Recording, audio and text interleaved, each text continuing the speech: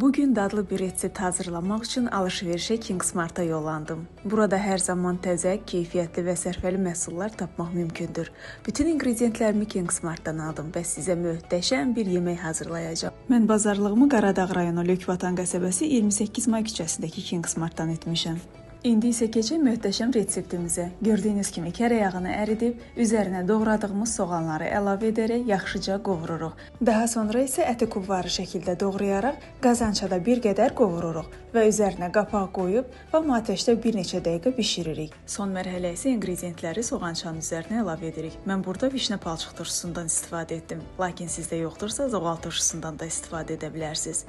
Son olaraq vişnəni əlavə edib bir qədər bişməyə qoyuruq. Bu yeməyin yanına yaraşacaq ən gözəl ləzzət düyünü hazırlayaq. Sadə üsulda etdim. Çox da ləzzətli alındı. Siz də mütləq hazırlayın. Hazırlayacaq olan hər kəsə indidən nuş olsun.